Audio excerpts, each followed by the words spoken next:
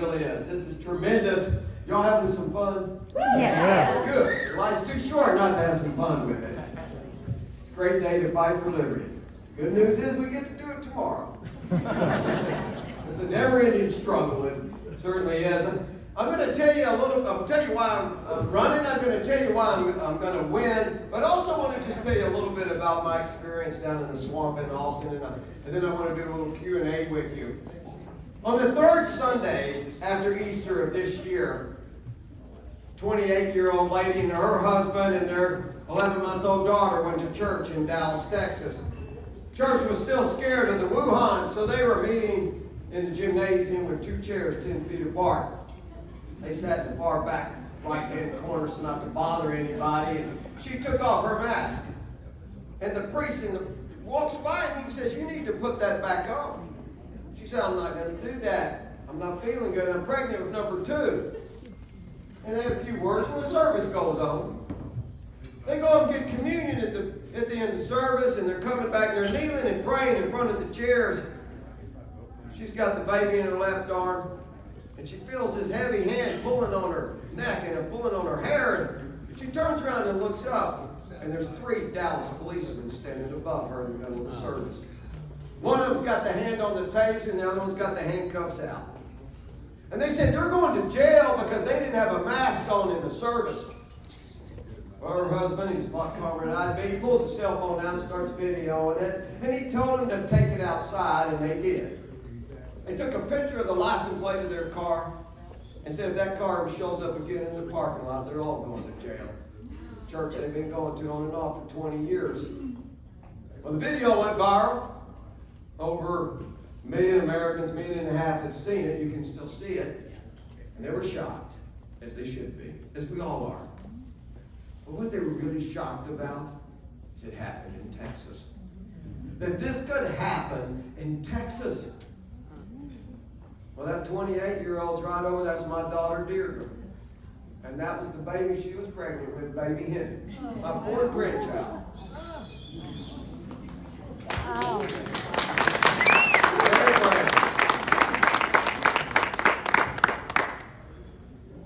I do want to say this is a family affair, this campaign, and my other son's here. I have 5 children. One son, Russell's over here. Russell, wave your hand. Right here.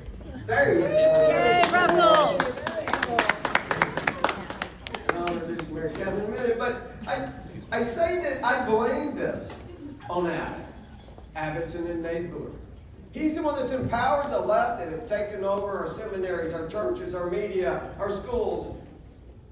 He's the one that let them turn a medical condition into a political condition.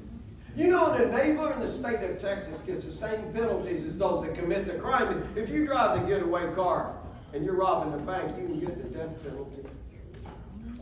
Well, Patriots, I'm Don Huffines, as you know, and I'm planning on being your next governor. And Abbott knows I'm going to be here.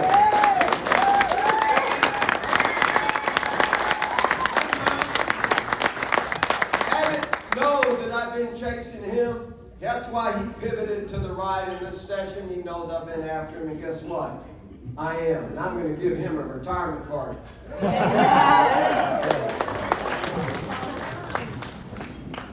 Well, I just tell you, what do we do when you talk to candidates, you listen to candidates, or you vetting candidates? What are you really trying to determine?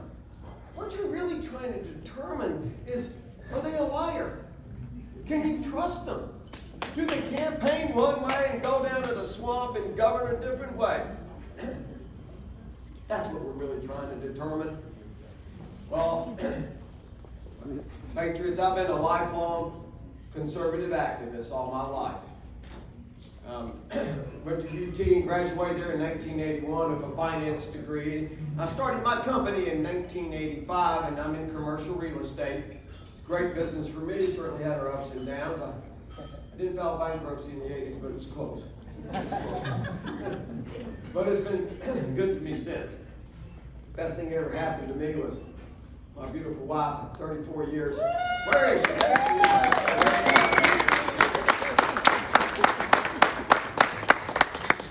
And we do, like I said, We have 5 children, 4 boys and a girl, and we homeschooled our children throughout their schooling career to make sure they would grow up in a conservative Christian environment, and they did. I'm proud of my boys. All 4 boys were Eagle Scouts. I was active in scouting. It was a great chapter in our life. But there's always been something burning in me all my life, and I call it the flame of liberty, and I think it's burning in all y'all. Sometimes it burns so bright you can't put it out, but it never goes away. I've supported many candidates over the years. I've been a delegate to probably 10 or more state conventions and 3 national conventions, but I never run for office. But I got so tired of the lies. I got so tired of all the Republicans that say they're going to support our party platform and they never do it. Well, I decided in 2013 to run, and I took out the most liberal Republican for the state Senate in the state of Texas.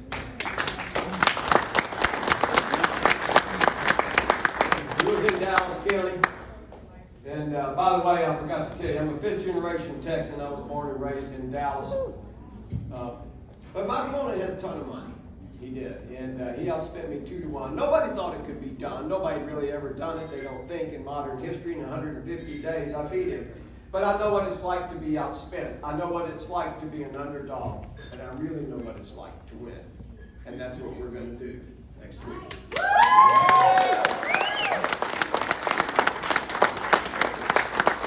I think I'm the most pro-life candidate to ever run for governor. I'm not going to spit on my websites and got into the race. I'm not going to rest till we abolish abortion entirely in the state of Texas. I'm also, of course, pro-Second Amendment. But let me just tell you just some quick stories.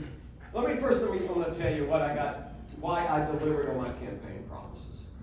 I delivered on it because I don't really need this job, a new job, when I ran for the Senate. I promised everybody I would close government agencies down. I promised them I would root out corruption. I promised them I would file the term limit bills. I'd always show up 100% of the time. And it went on and on. I delivered on all of that, as she said.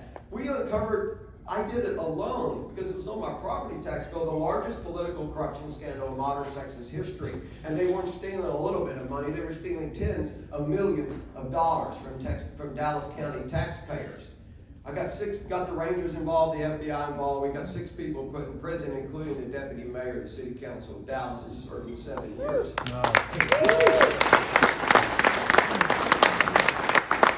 I was always ranked one of the top 3 most conservative senators in Texas history in my voting record. I stand behind my voting record because that's what we do when we vet candidates. How do they really vote? And it's not just that. We have a few people that vote well, but how much do they fight? Are they fighters or not? And I was always the biggest fighter in Austin for our party principles, and I suffered the fate of that from leadership sometimes. But also, Patriots, I'm the only office holder in Texas history, according to the Secretary of the Senate, that never took any money from the government, no pay, pension, health care, or anything like that, no reimbursements. Of course, I'm going to do the same as your governor. Thank you.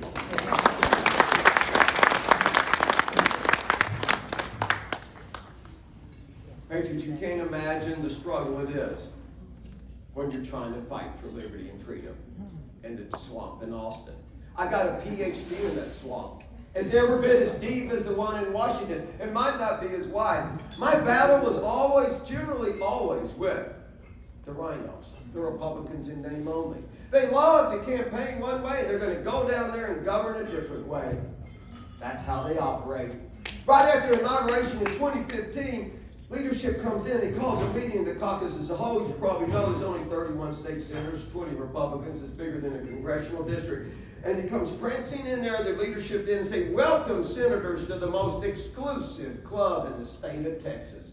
You're so lucky to be a part of this club. You don't know how fortunate you are. Your loyalty always lies with your fellow club members. You will do nothing to hold your fellow club members accountable. You will do nothing to embarrass your fellow club members. You're so lucky to be part of the Texas Senate." And they go off on that for 5 to 10 minutes on multiple occasions. But I'm sitting there thinking, I'm a freshman, you know, I bet I'm the only guy in here that was wondering why they called legislators members. You ever wondered that? They don't wonder that. They are the elitist. They are the know-it-alls of everything. They don't care what you think. They just don't. You're not going to persuade them unless you've got massive numbers behind you. Because I know what they want. I'm the only candidate that's running for governor that ever served in that swamp. Abbott never did, neither does anyone else. I couldn't imagine being governor without being in that swamp. I know the players, I know the committees, I know the budget, I know the tools in the toolbox that the governor has. Do you know why we never get our platform into law? My second favorite document, right here, a Republican Party platform put together by tens of thousands of Republicans across the state of Texas every other year. You know why we don't get that into law? Because the governor of Texas doesn't believe in it. Let me tell you, if you get one thing today, you need to understand the governor of Texas can get almost any bill done anytime he wants. He's the governor of Texas. He's the leader of the Republican Party of Texas. So why isn't law? We get 2 or 3 issues done. It's not law because he doesn't want it to be law. To stop the genital mutilation of our children?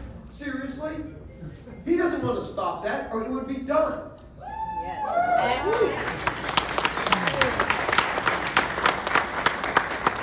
And all the other issues. Look, I've got just a different way of seeing things than Governor Abbott does. He's 30 years in elected office. 30 years on your payroll. Why he's been doing that, I've been creating hundreds of jobs, if not thousands of jobs. Abbott is a career politician. He's interested in his political career, as are most politicians. That's what they do. That's why they don't have any courage. It's really just a political windsock blowing in the wind, trying to figure out what the issues are when he goes to the polls every week. He's never signed a paycheck in his life. He hasn't. I got a distinct advantage over him because I'm not looking for a new job. I'm not looking for a new career. I'm in this to solve the issues, and I've got the solutions. I've got the experience, and I've got the courage to implement those solutions into law. Let me just ask you, is the border secure? Nope. No. Are your property taxes going away? Whoa. Or do you have confidence in the elections? None. Are we winning the culture war? Yeah.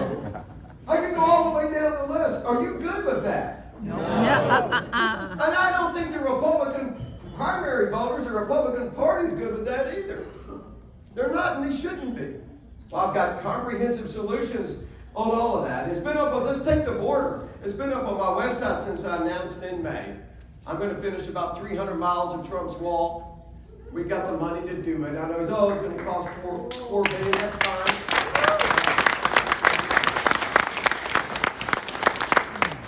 Guys, that's really less than a 1-year payback what we spend on illegal immigration. It really is. $4 billion. Well, right now we think about 500,000 illegals are in your government school system, and they have been for years. Nobody seems to care. You're spending $6-7 billion every year educating kids that aren't even supposed to be here. Not counting healthcare costs, incarceration, and all the other costs we spend on illegals. But the key to my plan, my border plan, is simple. I'm never asking permission from the federal government to secure the Texas border.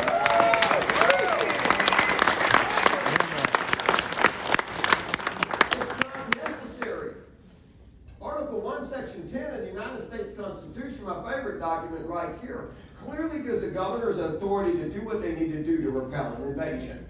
And this is an invasion. Let me set the table for you. I was on the committee and also for border security. I've been up and down the river in the gunboats and the helicopters and all that's for show. Look, if Abbott wanted to secure the border, he could have done it 7 years ago. He could do it tomorrow.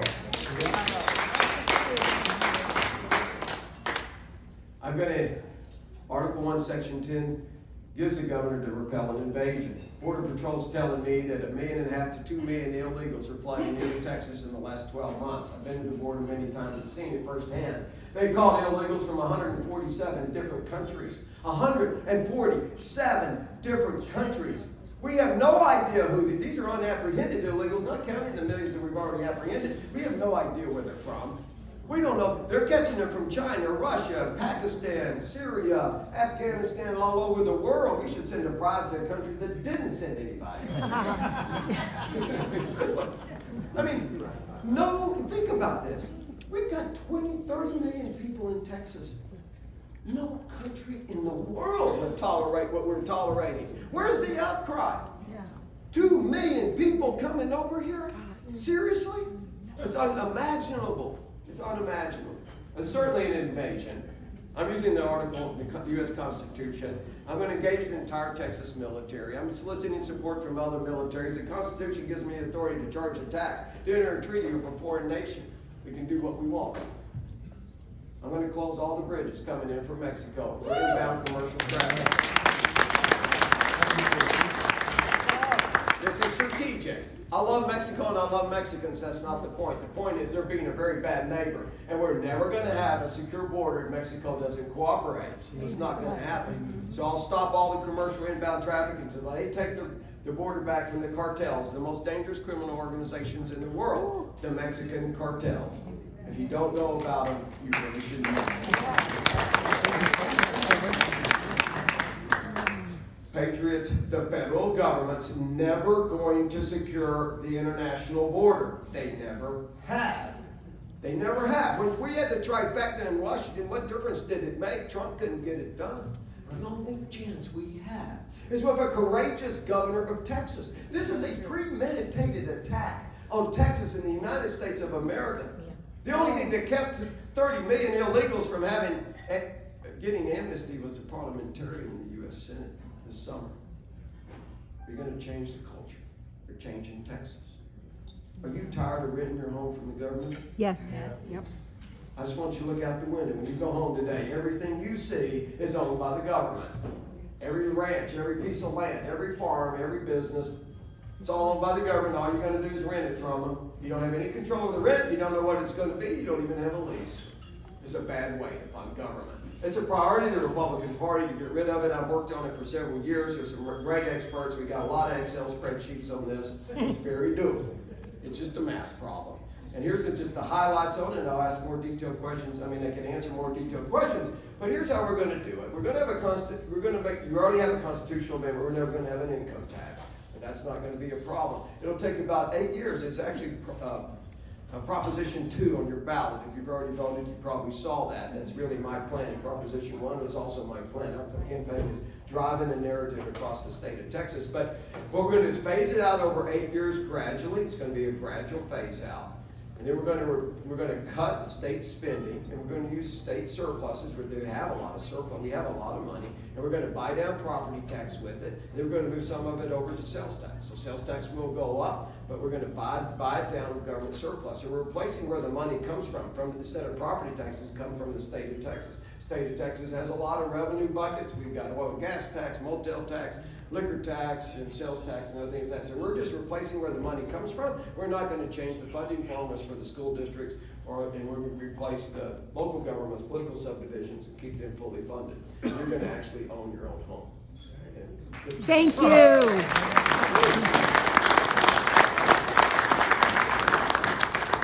I've got a great plan to give you confidence in the election. It's the foundation of our constitutional republic.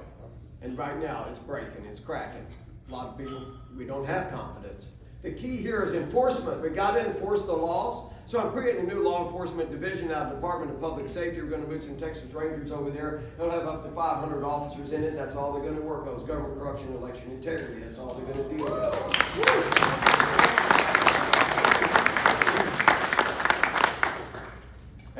And we're going to have a new court system. We're going to have a new prosecution system, and they're going to be really busy.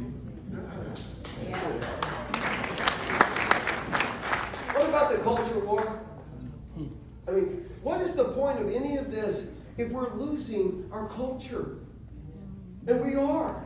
We're losing it always. I was on Tucker, you might have saw me, and when I told Tucker, they didn't like hearing it. But I said, you can have all the Republicans elected you want, so what? Texas is going to go blue.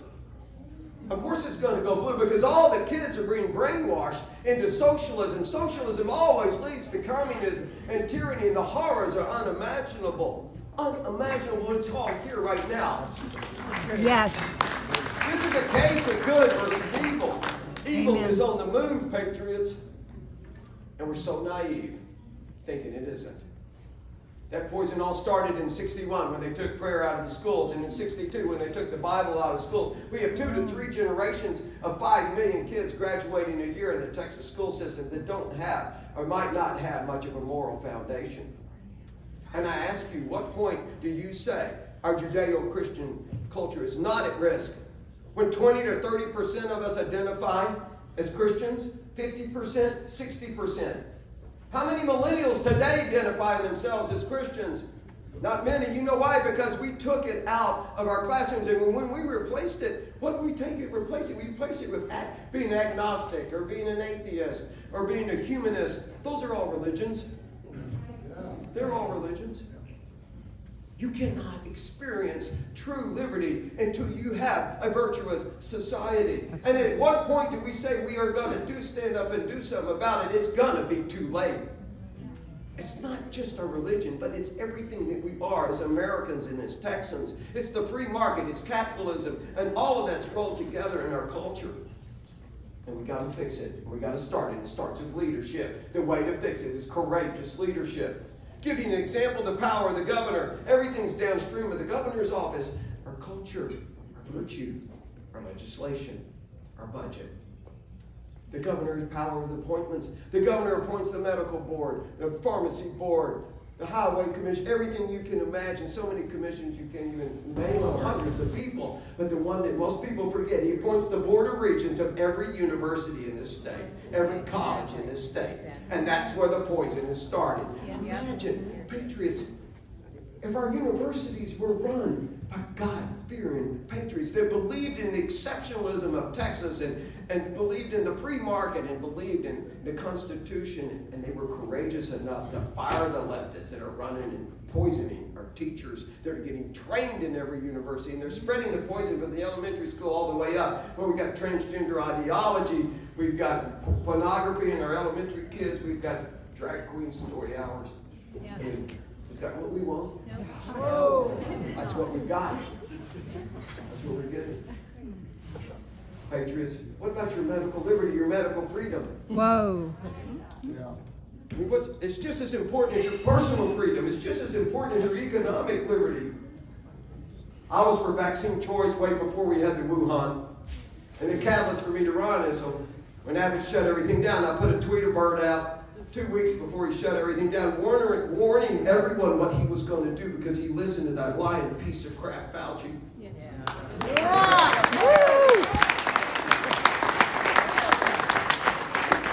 We've been lied so much about this thing, it's just unbelievable. Who would have believed it came from bat soup? Remember they came out and said that? You know, oh, this came from a bat soup deal in a wet market. Give me a break. I'm a Boy Scout. You boil your soup before you eat it. I think the Chinese probably eat hot soup too. It's so scandemic. I put an op-ed in the newspapers the third week of April of 20, begging Abbott to open the state back up and quit listening to the lies. The Houston Chronicle published it. I would have never done any of that. The Constitution certainly doesn't give me the authority to do that as governor. Of course I never would have done that. But Abbott forgot something. He forgot a few things. What is the fundamental role of government? The fundamental role of government is always to defend your God-given liberties. Your liberties come from God. They don't come from the government. They don't come from a king or queen. That's why we swear allegiance to a document that is very simple. Our founders knew that. It was classic liberalism. Your liberties are ordained in you when you were born. These are your rights. These are not privileges. And around the world today, they don't even get that. So another way of saying what's the fundamental role of government is to protect you from government, because our founders knew that the biggest threat to your liberties was the very government that we're creating. They knew that. And he also forgot something else, patriots, and is that a true patriot doesn't blindly follow government. A true patriot questions government. You don't just have the authority.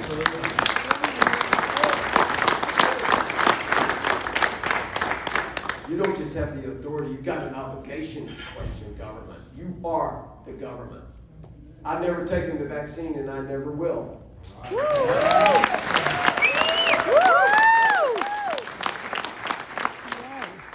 I'm here to protect you. I will never let a Texan be forced to take that vaccine for any reason. It's a simple fix. It's just legislation. It was pending in the third special session, and I called on Abbott to do that. We're the ones that uncovered the CRT training on the Department of Family and Protective Services. I'm the one that got them to take that document down. They were brainwashing 13,000 staff members of the Department of Family and Protective Services. We're the ones that got the website pulled down when they were brainwashing our foster kids and transgender ideology. And I got all that done when I'm running, and Abbott's pivoted 180 degrees because of my platform on vaccine mandates. Hey. Imagine what we're going to get done when we're governor. It's going to be unbelievable. And I'm never going to let anybody require, she said, a mask mandate. Patriots. There's no one coming over the hill to rescue us. There isn't. There's no cavalry coming. We can go back and have another cocktail, another margarita when we go home, but we all just think it's going to get better. Surely this isn't really going to happen. It's going to get better. You know what? It's going to get worse. It's going to get a lot worse. And we've lost more liberty in the last 20 months than I thought would ever be conceivable. And it was done to us by a Republican governor of Texas. Of Texas. It's not even comprehensible. Well, Patriots, I need you to help me. I do. Help me cut the chains of government. Help me awaken the sheep from their slumber, the millions of sheep that are sleeping, so they too can help us restore the liberties that have been stolen from us.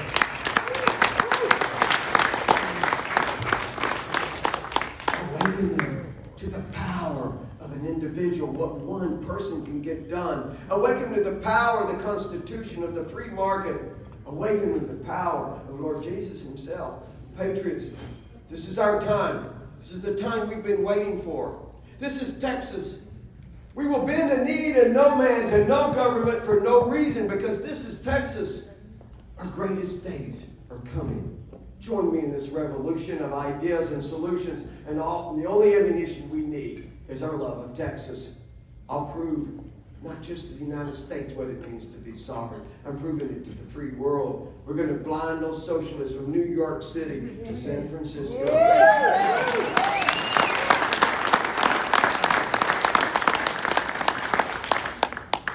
Again, our greatest days are coming. Our campaign's on fire right now. We've got great endorsements. We've got tremendous momentum. We've got a rally of Senator Rand Paul this week right here in Houston, Texas.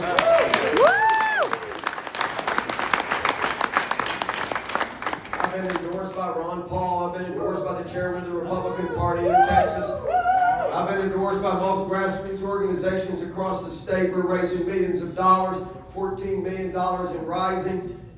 And you too can be an investor in this deal. I am the lead investor. And I need you guys. But look, we're just doing tremendous. We've opened 12 field offices around the state. It's unprecedented and never happened before. No one's ever done that.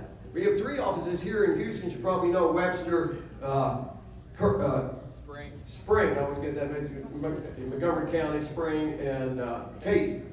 And here in Houston, but I've got them all over. Lubbock, Midland, Amarillo, Dallas. We got them all over. And we got a great team. We can hire great team members. I'm running this like a business. I'm not hiring consultants. We have 65, 70 people on payroll. And we're going to win this. We're on a great path to victory.